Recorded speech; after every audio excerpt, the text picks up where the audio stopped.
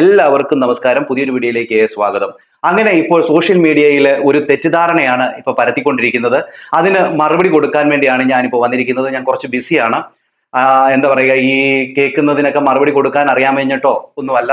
ഞാൻ വല്ലാണ്ട് ബിസിയാണ്. ഇന്നലെ ബിസിയാണ്, ഇന്ന് ബിസിയാണ്. അപ്പൊ തന്നെ ഈ ഇത്രയൊക്കെ പറഞ്ഞിട്ട് പോകുമ്പോൾ അനീഷ് എന്തോ കൊള്ളരുതാത്തവനാണ്, അനീഷിനെ കൊണ്ട് ബിഷപ്പ് വീഡിയോ ചെയ്യിച്ചു, അനീഷാണ് ഇതിന്റെ എല്ലാം പിന്നില് എന്ന രീതിയിൽ വെക്കുന്നു. അനീഷ് മുമ്പ് രേണുവിനെ കുറിച്ച് പറഞ്ഞിട്ടുള്ള കാര്യങ്ങൾ കുത്തിപ്പൊക്കിക്കൊണ്ട് വരുന്നു. അങ്ങനെയൊക്കെ ആൾക്കാർ വരുന്നുണ്ട് കേട്ടോ.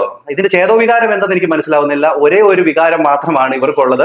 ഞാനിപ്പോൾ ഈ രേണുവിനെ സപ്പോർട്ട് ചെയ്യുന്നു, അതുകൊണ്ടാണ് ഇവർക്ക് ഇത്രയും ഒരു സോക്കേട് എന്ന് എനിക്ക് മനസ്സിലാവുന്നുണ്ട്. പിന്നെ ഫിറോസിന്റെ കാര്യം ഞാൻ ഒരു വീഡിയോയിൽ പറഞ്ഞപ്പോൾ അതിന് ഒരു മറുപടി ഞാൻ ഈ വീഡിയോയുടെ കൂടെ വെക്കുന്നുണ്ട്. പിന്നെ എന്താണ്, ഇത്രയും കാര്യങ്ങൾ ഞാൻ പറയാം. ആദ്യം തന്നെ ആ വോയിസ് കിടന്ന് പരക്കുന്നുണ്ടല്ലോ, അതായത് ബിഷപ്പ് അനീഷിനെ കൊണ്ട് വീഡിയോ ചെയ്യിച്ചോ. എന്നെ ഇഷ്ടപ്പെടുന്ന കുറച്ച് പേര് എനിക്ക് ഈ ഒരു കാര്യം ചോദിച്ചിട്ടുണ്ട്. അവർക്കുള്ള മറുപടിയാണ്, പിന്നെ ഈ വീഡിയോ എടുത്ത് ചെയ്യുന്നവർക്കുള്ള ഒരു മറുപടി കൂടെ ഇതിന്റെ കൂടെ തന്നെ പറയാം. ആദ്യം തന്നെ ഈ ഒരു കാര്യം പറയാം. ബിഷപ്പ് എന്നെ കൊണ്ട് വീഡിയോ ചെയ്യിച്ചോ എന്നുള്ള കാര്യം. കുറച്ച് ദിവസങ്ങൾക്ക് മുമ്പ് രേണുവും ബിഷപ്പും തമ്മിൽ വലിയ ശത്രുതയിലായിരുന്നു. കാര്യം എന്ന് വെച്ച് കഴിഞ്ഞാൽ രേണു ഒന്ന് പറയുന്നു, ബിഷപ്പ് വേറൊന്ന് പറയുന്നു. അതിനെ സോഷ്യൽ മീഡിയയിൽ ബ്ലോഗർമാരെല്ലാം എടുത്ത് വീഡിയോ ഇടുന്നു, ഞാൻ സഹിതം. രേണു കാണിക്കുന്ന എല്ലാ കാര്യങ്ങളും നമ്മളെടുത്ത് വിമർശിച്ചിട്ടുണ്ട്. അതുപോലെ എല്ലാ അവന്മാരും എടുത്ത് വിമർശിച്ചിട്ടുണ്ട്. അന്ന് ബിഷപ്പുമായിട്ട് കൂട്ടുകൂടി നിന്നവരാണ് ഇന്ന് ബിഷപ്പിന്റെ വോയിസ് ഓരോന്നെടുത്ത് പുറത്തിട്ടിട്ട് ബിഷപ്പിനെ നാറ്റിക്കുന്നത്. കാര്യം എന്ന് വെച്ചാൽ എന്താണ്, ബിഷപ്പ് ഈ രേണുവിനെ സപ്പോർട്ട് ചെയ്തു. അതിന്റെ കൂടെ എന്നെ ചേർത്ത് കിട്ടുന്നത് ഞാനും ഈ പറയുന്ന രേണുവിനെ സപ്പോർട്ട് ചെയ്യുന്നു എന്നുള്ളത് കൊണ്ടാണ് എന്നെയും അതിന്റെ കൂടെ കൂട്ടിച്ചേർക്കുന്നത്. എനിക്ക് അതുകൊണ്ടൊന്നും ഒരു കുഴപ്പവുമില്ല. കാരണം ഞാൻ സത്യത്തിന്റെ കൂടെ തന്നെയാണ്. പിന്നെ പറയുന്നുണ്ട്, കമന്റ് ഞാൻ കണ്ടു, 4 നേരവും 4 നിലപാടാണ് എനിക്ക് എന്നുള്ള രീതി പറയുന്നു. അത് എനിക്കല്ല, ഈ വീഡിയോ ചെയ്യുന്നവരും ഈ വോയിസ് അയച്ചു കൊടുത്തവർക്കുമാണ്. അവരാണ് ഈ പറയുന്ന ബിഷപ്പിന്റെ കയ്യിൽ നിന്ന് വോയിസ് മേടിച്ചെടുക്കുന്നതും ഞാൻ ചെയ്തിട്ടെ മറ്റുള്ളവർ ചെയ്യാവൂ എന്ന രീതിയിൽ അതിനെ വെച്ച് കാശുണ്ടാക്കിയവരും.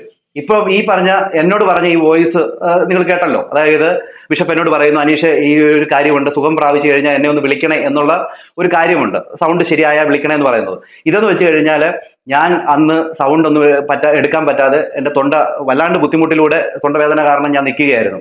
അന്നൊന്നും ഞാൻ വീഡിയോ ഒന്നും ഇട്ടിട്ട് പോലും ഇല്ല കേട്ടോ. അത് നിങ്ങൾ ശ്രദ്ധിച്ചോണം. അങ്ങനെ ഇരിക്കുമ്പോഴാണ് ബിഷപ്പ് എനിക്ക് ഈ ഒരു വോയിസ് അയക്കുന്നത്. അപ്പോൾ ഈ ഒരു മാറ്റർ എന്ന് വെച്ച് കഴിഞ്ഞാൽ ബിഷപ്പിന്റെ വസ്തു സംബന്ധമായിട്ടുള്ള കാര്യങ്ങൾ നടക്കുന്ന സമയത്താണെന്ന് നിങ്ങൾ ഓർത്തോണം. രേണു പറഞ്ഞ എന്തോ ഒരു കാര്യം മാറ്ററാണ് അവിടെ നടക്കുന്നതെന്ന്. ആ സമയത്ത് ബിഷപ്പ് എന്നോട് പറഞ്ഞ കാര്യം വേറെ ഒരു ബ്ലോഗർ, നിങ്ങളിപ്പോ പൊക്കി വാഴ്ത്തിക്കൊണ്ട് നടക്കുന്നവര്, അവരാണ് ഈ വോയിസ് എല്ലാവർക്കും വിട്ടുകൊടുക്കുന്നവര്, അവരാണ് ഈ കാര്യം ബിഷപ്പിനോട് ചോദിക്കുന്നത്. ആരോടൊക്കെ പറഞ്ഞിട്ടുണ്ട് ബിഷപ്പ് ഈ വീഡിയോ ചെയ്യാനായിട്ട്? അപ്പം ബിഷപ്പ് പറഞ്ഞു, ഇതുപോലെ അനീഷിനോട് പറഞ്ഞിട്ടുണ്ട് എന്ന് പറഞ്ഞിട്ടുള്ള ആ വോയിസ് ഇട്ടുകൊടുത്തതാണ് ഇപ്പൊ പുറത്തു വന്നിരിക്കുന്നത്. ഓക്കെ, അവർ പുറത്തിട്ടിട്ട് അവരെന്നെ നെഗറ്റീവ് ആക്കിക്കോട്ടെ. പക്ഷേ ഇതിന്റെ പിന്നിൽ പല കളികളുണ്ട് മക്കളെ. നല്ലവണ്ണം നിൽക്കുമ്പോൾ അവരോട് സംസാരിച്ച കാര്യങ്ങളൊക്കെ എടുത്ത് പബ്ലിക്കിലിട്ട് ജനങ്ങളോട് പറയുന്ന കാര്യങ്ങൾ നല്ലതാണോ എന്ന് ബുദ്ധിയുള്ള പ്രേക്ഷകരൊന്ന് മനസ്സിലാക്കിയാൽ മതി. ഇവിടെ രേണുവും ബിഷപ്പിനെതിരെ പല കാര്യങ്ങൾ പറഞ്ഞിട്ടുണ്ട്, ബിഷപ്പും രേണുവിനെതിരെ പല കാര്യങ്ങളും പറഞ്ഞിട്ടുണ്ട്. ഓക്കെ, അവർക്കില്ലാത്ത പ്രോബ്ലം നിങ്ങൾക്ക് എന്താണെന്ന് എനിക്ക് മനസ്സിലാവുന്നില്ല. പിന്നെ ഇപ്പൊ നല്ലവെള്ള ചമയാൻ നടക്കുന്ന ഈ പ്രത്യേകതരം ബ്ലോഗർ, അവരുടെ ഈ സാഹചര്യത്തിൽ അവരുടെ സ്വന്തം ചാനലിൽ കൂടെ പറയാൻ പറ്റാത്തത് കൊണ്ട് തന്നെ മറ്റുള്ളവരെ കൊണ്ട് പറയിക്കുന്നു എന്നുള്ളതാണ് ഇതിൻ്റെ അകത്തെ ഒരു സത്യം. പിന്നെ പലരും എടുത്തിട്ട് അത് എന്നെ വെച്ചുകൊണ്ട് കോട്ട് ചെയ്തിടുന്നതിന്റെ കാരണം എന്ന് വെച്ച് കഴിഞ്ഞാൽ ഇതാണ്, എനിക്കും ബിഷപ്പിനും ഇപ്പൊ നെഗറ്റീവ് തരിക, അതാണ് ഇവരുടെ ഒരു മെയിൻ അജണ്ട. എന്തായാലും സ്നേഹിക്കുന്ന പ്രേക്ഷകർക്ക്, സത്യമറിയാവുന്ന പ്രേക്ഷകർക്ക് ഇത് മനസ്സിലാവും. അത് ഒരാളെങ്കിൽ ഒരാൾ അവർ മനസ്സിലാക്കാൻ വേണ്ടിയാണ് ഞാൻ ഈ വീഡിയോ ഇടുന്നത്. ഞാൻ നിലപാടില്ലാത്തവനാണെന്നോ, ഞാൻ എന്തോ ഒരു പാതകം ചെയ്തു എന്ന് നിങ്ങൾ പറയുന്നുണ്ടെങ്കിൽ ഞാൻ ഒരിക്കലും അങ്ങനത്തെ ഒരു കാര്യം ചെയ്തിട്ടില്ല. ഇവിടെ ബിഷപ്പ് എന്നോട് അന്ന് വീഡിയോ ചെയ്യാൻ പറഞ്ഞതുപോലെ തന്നെ ഇവിടെയുള്ള പിന്നെ എന്താ പറയുക, ഈ യൂട്യൂബിൽ വീഡിയോ ഇടുന്ന, റിയാക്ഷൻ വീഡിയോ ചെയ്യുന്ന എല്ലാ പ്രമുഖരായിട്ടുള്ള യൂട്യൂബർമാരോടും കാര്യങ്ങൾ പറഞ്ഞിട്ടുണ്ട്. അങ്ങനെയാണെങ്കിൽ അവരെല്ലാം എടുത്ത് ഈ കാര്യങ്ങൾ എടുത്ത് പറയണമല്ലോ. എല്ലാവരോടും പറഞ്ഞിട്ടുണ്ട്. എല്ലാവരും കണ്ടന്റിന് വേണ്ടിയും അല്ലെങ്കിൽ ബിഷപ്പ് എന്തെങ്കിലും പറയുന്നത് കേട്ടിരിക്കാനും അല്ലെങ്കിൽ അത് വീഡിയോയിലൂടെ പറയാനും വേണ്ടി കാത്തിരുന്നവരാണ് എല്ലാവരും. അത് സത്യം തന്നെയാണ്. അത് ഞാൻ കഴിഞ്ഞ വീഡിയോയിലും പറഞ്ഞു, അത് സത്യമാണ്. അന്ന് അദ്ദേഹം പറഞ്ഞ പല കാര്യങ്ങളും ഇന്ന് എടുത്തുകൊണ്ട് വീഡിയോ ആക്കിക്കൊണ്ടിരുന്നവരുടെ ഉദ്ദേശം എന്ന് വെച്ച് കഴിഞ്ഞാൽ, നമുക്ക് അരിയാഹാരം തിന്നുന്നവർക്ക് മനസ്സിലാവും, ബിഷപ്പിനെയും രേണുവിനെയും കൂടെ അടുപ്പിക്കുക, അല്ലെങ്കിൽ അവരെ ഒന്ന് സമൂഹത്തിന്റെ മുമ്പിൽ ഒന്ന് നാറ്റിക്കുക എന്നുള്ള ഉദ്ദേശമാണ്. അത് നിങ്ങൾ കൃത്യമായിട്ട് ചെയ്തോ, കുഴപ്പമൊന്നുമില്ല കേട്ടോ, അത് നിങ്ങൾ ചെയ്തോ. അതിൻ്റെ കൂടെ എന്നെയും കൂട്ടിച്ചേർത്ത് ചെയ്യുമ്പോൾ എന്നെ അറിയാവുന്ന, എന്നെ ഇഷ്ടപ്പെടുന്ന, വിരലിലെണ്ണാവുന്ന 1 2 ആരായാലും, ചിലപ്പോൾ 100 പേരുണ്ടാവാം, ചിലപ്പോൾ 1000 പേരുണ്ടാവാം, അറിയില്ല, എനിക്കറിയില്ല. കാരണം എന്ന് വെച്ച് കഴിഞ്ഞാൽ ഇപ്പം എല്ലാവരും ഈ നെഗറ്റീവിലൂടെയാണ് പറയുന്നത്. കാരണം രേണുവിനെ അന്ന് ഞാൻ നെഗറ്റീവ് പറഞ്ഞ സമയത്ത് കുറെ പേര് ഇഷ്ടപ്പെട്ട് വന്നിട്ടുണ്ടായിരുന്നു. ഇപ്പൊ എല്ലാവരും ഇഷ്ടപ്പോയെന്ന് തോന്നുന്നു, അറിയില്ല. ആരെങ്കിലും ഉണ്ടെങ്കിൽ അവരൊന്ന് മനസ്സിലാക്കിക്കോട്ടെ എന്നുള്ളത് കൊണ്ടാണ് ഞാൻ ഇത് പറയുന്നത്. ഓക്കെ, അപ്പം ആ കാര്യത്തിന്റെ ക്ലിയർ ആയെന്ന് തോന്നുന്നു. കുറെ പേര് അങ്ങനെ കമന്റ് ഇട്ടത് കൊണ്ടാണ് അങ്ങനെ ഒരു കാര്യം പറഞ്ഞത്. പിന്നെ അടുത്തൊരു കാര്യം പറയാനുള്ളത് പിന്നെ ഒരു തിരക്കഥയുടെ കാര്യമാണ്. ആ തിരക്കഥയിൽ ബിഷപ്പിന്റെ ഫോട്ടോയും അതോടൊപ്പം തന്നെ ബിഷപ്പിന്റെ വോയിസും വെച്ചിട്ട് അത് ബിഷപ്പല്ല എന്ന് പറഞ്ഞിട്ട് അത് ഞാൻ ബിഷപ്പാണെന്ന് പറഞ്ഞു എന്ന് പറഞ്ഞുകൊണ്ട് ആ തിരക്കഥാകൃത്തായിട്ടുള്ള സന്ദീപ് പറയുന്നത് കേട്ടു. അപ്പൊ സന്ദീപിനോട് എനിക്ക് പറയാനുള്ളത് അത് ബിഷപ്പിന്റെ ഫോട്ടോയും ബിഷപ്പിന്റെ സൗണ്ടും ആണെന്ന് പിന്നെ ഞാൻ പറഞ്ഞിട്ട് എന്ത് കാര്യമാണ്? പിന്നെ കൈക്കൂലി കൊടുക്കുന്നത് അതിന്റെ അകത്ത് പറയുന്നുണ്ട്, കൈക്കൂലി കൊടുക്കുന്നത് കുറ്റകരമാണെന്ന്. അത് വാങ്ങുന്നവരും തെറ്റുകാർ തന്നെയാണ്. ഇന്നത്തെ സമയത്തും അത് വാങ്ങുന്നുണ്ട് എന്നുള്ള കാര്യമാണ് അതിലുള്ളത്. പിന്നെ അതെന്താന്ന് വെച്ചാൽ കൈക്കൂലി വാങ്ങുകയും കൊടുക്കുകയും ചെയ്യുന്നത് അതവിടെ നിൽക്കട്ടെ, അതല്ല അവിടുത്തെ വിഷയം. അത് ബിഷപ്പിന്റെ വോയിസ് ആണ്. പിന്നെ കൈക്കൂലി കൊടുത്തിട്ടുണ്ടെങ്കിൽ അല്ലെങ്കിൽ അത് വാങ്ങിയിട്ടുണ്ടെങ്കിൽ അത് അവർ നിയമപരമായിട്ട് അത് നേരിട്ടുള്ളൂ. അവിടെ അല്ല, അതല്ലായിരുന്നു ഞാൻ അവിടെ പറയാൻ ഉദ്ദേശിച്ചത്. പക്ഷെ സന്ദീപ് ബുദ്ധിപൂർവ്വം അതിനെ അങ്ങനെ ആക്കി എടുത്തു. കൊള്ളാം, പഠിച്ച കള്ളനാ, ബുദ്ധിയുണ്ട് കേട്ടോ. അപ്പൊ അത് കഴിഞ്ഞതിന് ശേഷം പിന്നെ തങ്കച്ചന്റെ വോയിസിനെ കുറിച്ചാണ് അതിനകത്ത് പറയുന്നത്. തങ്കച്ചന്റെ ഒരു വോയിസ് അതിനകത്ത് ഇട്ടിരുന്നു. അതിൽ കമന്റ് ആയിട്ടും പലരും പറയുന്നത് കേട്ടോ അത് കുറെ നാൾക്ക് മുമ്പുള്ള വോയിസ് ആണെന്നല്ല, പുതിയതായിട്ടുള്ള ഒരു വോയിസ് ആണ്. തങ്കച്ചൻ പറഞ്ഞതാണ് ഈ പറയുന്ന ഫിറോസ് ആണ് ഈ വോയിസ് കൊടുത്തേക്കുന്നത് എന്നുള്ള ഒരു കാര്യം ഞാൻ എന്റെ വീഡിയോയിലൂടെ പറഞ്ഞപ്പോൾ ഫിറോസ് വന്ന് എനിക്കൊരു കമന്റ് ഇട്ടിരുന്നു. ആദ്യം നമുക്ക് ആ കമന്റ് ഒന്ന് കാണാം. ആ കമന്റ് കണ്ടതിന് ശേഷം നമുക്ക് ബാക്കി കാര്യം പറയാം. എന്തായാലും ഫിറോസ് വന്നിട്ട് എനിക്കൊരു കമന്റ് ഇട്ടു. കമന്റ് എന്ന് പറയുമ്പോൾ ഫിറോസ് ആദ്യം എന്നോട് പറഞ്ഞത് ഞാൻ കമന്റ് ഇട്ട് ആരുടെയും കമന്റ് മുക്കുകയോ അല്ലെങ്കിൽ ആരുടെയും കമന്റ് ഡിലീറ്റ് ചെയ്യാറില്ല, അത് അവിടെ തന്നെ കിടക്കും. അപ്പൊ അങ്ങനെ ഇരിക്കുമ്പോഴാണ് ഫിറോസ് വന്ന് എനിക്കൊരു കമന്റ് ഇടുന്നത്, എന്റെ കമന്റ് മുങ്ങുന്നു എന്ന് പറഞ്ഞുകൊണ്ട്. ഞാൻ അപ്പൊ തന്നെ ഫിറോസിനോട് പറഞ്ഞു ഇവിടെ ആരും മുക്കുന്നില്ല, കമന്റ് ഇടാൻ പറഞ്ഞു. അങ്ങനെ ഇരിക്കുമ്പോഴാണ് ഫിറോസ് എനിക്കൊരു മറുപടി പിന്നെ തരുന്നത്. കാരണം ഇത് മുങ്ങുന്നു എന്ന് പറഞ്ഞുകൊണ്ട് അവിടെ ഒരു എന്താ പറയാ ഒരു നെഗറ്റീവ് ഇത് ഉണ്ടാക്കാൻ വേണ്ടി ഇട്ടതാണ്. പക്ഷെ അവിടെ പുള്ളിയുടെ ആ പ്ലാൻ നടന്നില്ല. നിങ്ങൾ പറഞ്ഞതുപോലെ ആ വോയിസ് അദ്ദേഹം എനിക്ക് അയച്ചതല്ല. കാരണം അദ്ദേഹം എന്നെ സാർ എന്ന് വിളിക്കാറില്ല, വിളിച്ചിട്ടുമില്ല. ഇക്ക എന്നാണ് വിളിക്കാറുള്ളത്. ദയവായി ഇത് എന്നെ ഇതിലേക്ക് വലിച്ചിടരുത് എന്ന് പറഞ്ഞുകൊണ്ട് അദ്ദേഹം ഒരു മെസ്സേജ് ഇട്ടു. ഓക്കെ, അദ്ദേഹം ഈ പറയുന്ന ബിഷപ്പ് ഇക്ക എന്ന് തന്നെ വിളിക്കാറുള്ളത് എല്ലാം ശരിയാണ്. പക്ഷെ ഞാൻ അതിൽ പറഞ്ഞിട്ടില്ല ഈ വോയിസ് ഡയറക്റ്റ് ബിഷപ്പ് അയച്ചതെന്ന് ഞാൻ പറഞ്ഞിട്ടില്ല. അത് വക്കീലിന് അയച്ച വോയിസ് ഫിറോസിന് ഫോർവേഡ് ചെയ്തു എന്നാണ് ഞാൻ പറഞ്ഞത്.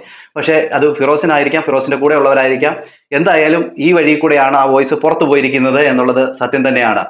അങ്ങനെ അതിന്റെ ഇടയിൽ കൂടെ ഫിറോസ് എനിക്കൊരു വെല്ലുവിളി നടത്തിയിട്ടുണ്ട്. എനിക്ക് അങ്ങനെ ഒരു വോയിസ് ബിഷപ്പ് ഫോർവേഡ് ചെയ്തു എന്ന് തെളിയിച്ചാൽ ഞാനൊരു 1,00,000 നിനക്ക് തരാം, ഇല്ലെങ്കിൽ എന്ന് പറഞ്ഞൊരു ക്വസ്റ്റ്യൻ മാർക്ക് ഇട്ടിട്ടുണ്ട്. ഇവിടെ എന്റെ കമന്റ് ബോക്സിൽ വന്ന 1,00,000-ഉം സന്ദീപിന്റെ വീഡിയോയിൽ 10,00,000-ഉമാണ് എനിക്ക് ഓഫർ ചെയ്യുന്നത്. ഞാൻ ഈ ഫിറോസിനോട് പറയാനുള്ളത് അത്രയും രൂപ കൊണ്ടുപോയി കൊടുക്കാൻ ഉദ്ദേശിക്കുന്ന രൂപ കൊണ്ടുപോയിട്ട് എത്തിങ്ങാനെ കൊണ്ട് കൊടുക്കണം എന്നുള്ളതാണ് എനിക്ക് പറയാനുള്ളത്. കാരണം നിങ്ങളുടെ കയ്യിൽ ഒത്തിരിയും പൈസ ഉണ്ട്, അതുകൊണ്ട് തന്നെ അതവിടെ കൊണ്ട് കൊടുക്കണം എന്നാണ് എനിക്ക് പറയാനുള്ളത്. എനിക്ക് നിങ്ങളുടെ പൈസ ആവശ്യമില്ല. അങ്ങനെ ഇരിക്കുമ്പോഴാണ് വേറൊരു കമന്റ് എന്റെ ശ്രദ്ധയിൽപ്പെടുന്നത്. ഇത് നിങ്ങൾ കാണണം, ഫിറോസും കാണണം. ഫിറോസ്, താങ്കൾ കൊല്ലം സുധിയുടെ മക്കൾക്ക് വെച്ചുകൊടുത്ത വീടിന്റെ സാമ്പത്തികമായ കണക്ക് വിവരങ്ങൾ പൊതുസമൂഹത്തോട് തുറന്നു പറയേണ്ട സമയം കഴിഞ്ഞു പോയല്ലോ. താങ്കളുടെ സത്യസന്ധത വിലയിരുത്തേണ്ടത് താങ്കൾ തന്നെയാണ്. കേരളത്തിലെ പൊതുസമൂഹത്തിന് വേണ്ടി ഞാൻ താങ്കളെ ഒന്ന് ഓർമ്മിപ്പിക്കുന്നു എന്ന് മാത്രം എന്ന് പറഞ്ഞുകൊണ്ട് ഒരു കമന്റ് ഒരാളിട്ടു. അതിന് താഴെ ഫിറോസ് വന്നൊരു മറുപടി, കറക്റ്റ് ആയിട്ടുള്ള മറുപടി പുള്ളിക്കാരൻ അവിടെ കൊടുത്തിട്ടുണ്ട് കേട്ടോ. പൊതുസമൂഹത്തിൽ ആർക്കെങ്കിലും അറിയാൻ താല്പര്യമുണ്ടെങ്കിൽ നേരിട്ട് വന്നോളൂ. ഈ വീടിന് ഞങ്ങളുടെ ഗ്രൂപ്പിൽ ഉള്ളവരാണ് പൈസ എടുത്തത്, അവർക്ക് മുമ്പിൽ കണക്ക് അവതരിപ്പിച്ചിട്ടുണ്ട് എന്ന് പറഞ്ഞുകൊണ്ട് അദ്ദേഹം ഈ പറയുന്ന കമന്റിന് ഒരു മറുപടി കൊടുത്തു. തിരിച്ച് അവർ തന്നെ മറുപടി ഫിറോസിന് കൊടുത്തിട്ടുണ്ട്. ഫിറോസ്, താങ്കൾ കേരളത്തിലും വിദേശത്തുമുള്ള മലയാളി സഹോദരങ്ങളോട് കൊല്ലം സുധിയുടെ മക്കൾക്കായി വീട് നിർമ്മിക്കുന്ന ആവശ്യത്തിലേക്ക് വിവിധ അക്കൗണ്ട് നമ്പറിലേക്ക് പണം വരുത്തിയതിന് തെളിവുകൾ പലരുടെയും കയ്യിലുണ്ട്. താങ്കളുടെ ഗ്രൂപ്പിൽ നിന്നും മാത്രമല്ല, കേരളത്തിലെ സുമനസ്സുകളായ പൊതുജനങ്ങളിൽ നിന്നും താങ്കൾ നല്ല രീതിയിൽ പണപ്പിരിവ് നടത്തിയത് കേരളത്തിലെ പല പ്രമുഖന്മാർക്കും അറിയാവുന്ന നഗ്നമായ സത്യമാണ്. ആയതിനാൽ ഞാൻ നേരിട്ട് വരുന്നതിനേക്കാൾ താങ്കൾ പൊതുജനസമക്ഷം കണക്ക് ബോധിപ്പിക്കുന്നതാണ് ഉചിതം എന്ന് പറഞ്ഞുകൊണ്ട് ഒരു മറുപടി ഈ ഫിറോസിന് കൊടുത്തിട്ടുണ്ട്. ഓക്കെ, അങ്ങനെ ഇരിക്കുമ്പോഴാണ് വേറൊരു കമന്റ് വന്നിരുന്നത്. ഇവന് മുക്കിയാണ് ശീലം എന്ന് പറഞ്ഞുകൊണ്ട് ഒരു കമന്റ് വന്നത്. അതിന് ഈ പറയുന്ന ഫിറോസ് മറുപടി കൊടുത്തു. പക്ഷെ ഈ പറഞ്ഞ മുമ്പിൽ കണക്ക് ബോധിപ്പിക്കുന്ന കാര്യം പറഞ്ഞതിന് മറുപടി ഒന്നുമില്ല. പക്ഷെ ആ മുക്കു എന്ന് പറഞ്ഞതിന് ഒരു മറുപടി കൊടുത്തിട്ടുണ്ട്. ഈ മുക്കു എന്ന് പറഞ്ഞത് എനിക്കാ പറഞ്ഞിരിക്കുന്നത്, പക്ഷെ ഫിറോസ് അത് തെറ്റിദ്ധരിച്ചിട്ട് അവർക്ക് മറുപടി കൊടുത്തിരിക്കുക. എടാ ചെക്ക, 2-3 തലമുറയ്ക്ക് ജീവിക്കാനുള്ളത് അധ്വാനിച്ചുണ്ടാക്കി ലക്ഷങ്ങൾ കിട്ടിയിരുന്ന ജോലി റിസൈൻ ചെയ്ത് നാട്ടിൽ സെറ്റിൽ ചെയ്ത ഞാൻ ഈ നക്കാപ്പിച്ച മുക്കും എന്ന് പറയുന്ന നിന്റെ ഗതികേട്.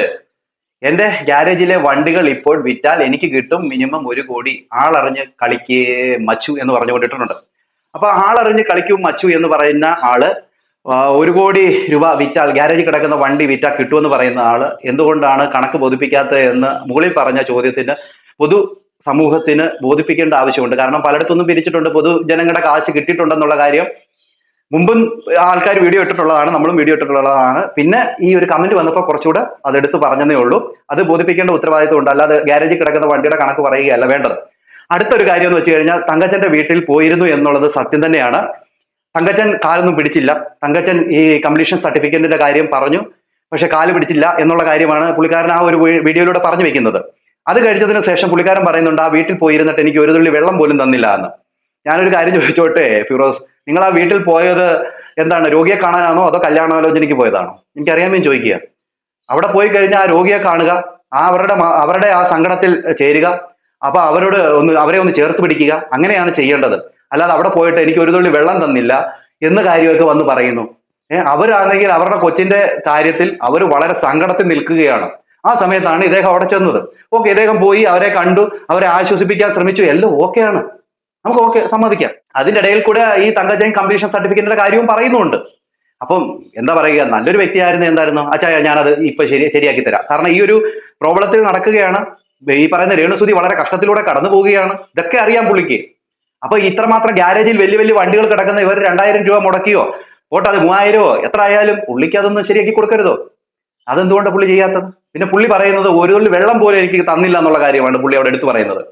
ആ കുടുംബത്തിൽ പോയത് കല്യാണം ആലോചിക്കാനോ അല്ലെങ്കിൽ അവരുടെ സന്തോഷത്തിൽ പങ്കുചേരാനൊന്നും അല്ലല്ലോ, അവരുടെ ദുഃഖത്തിൽ പങ്കുചേരാനല്ലേ പോയത്. ഞങ്ങളൊക്കെ അങ്ങനല്ല ചെയ്യുന്നത്. കാരണം എന്ന് വെച്ച് കഴിഞ്ഞാൽ നമ്മൾ ഒരാളുടെ സങ്കടത്തിൽ ചേരാൻ പോകുമ്പോൾ അവിടുന്ന് കാപ്പി കിട്ടിയില്ല, ചായ കിട്ടിയില്ല, വെള്ളം കിട്ടിയില്ല എന്നാരും പറയത്തില്ല.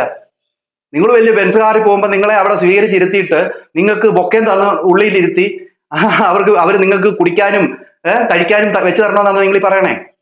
ആണോ? അവരുടെ മകള് ICUയിൽ ജീവന് വേണ്ടി പോരാടിക്കൊണ്ടിരിക്കുകയാണ്. ആ സമയത്ത് നിങ്ങൾ അവിടെ ചെന്നു, നല്ല കാര്യം. നിങ്ങൾ പോയി അവിടെ ചെന്നതും ആശ്വസിപ്പിക്കാൻ ശ്രമിച്ചതും ഒക്കെ നല്ല കാര്യം. പക്ഷെ ഇതിന്റെ അകത്തൂടെ നിങ്ങൾ കൺവേ ചെയ്യാൻ ഉദ്ദേശിച്ചത് എന്താണ്?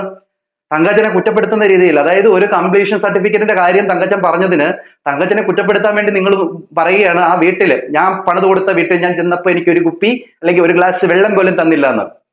നിങ്ങൾക്ക് ഒരു ഗ്ലാസ് വെള്ളം പോലും അവർ തന്നിട്ടില്ലെങ്കിൽ നിങ്ങൾ ആ മനുഷ്യന് ചെയ്തു കൊടുക്കേണ്ട കാര്യങ്ങൾ ചെയ്തു കൊടുക്കണം.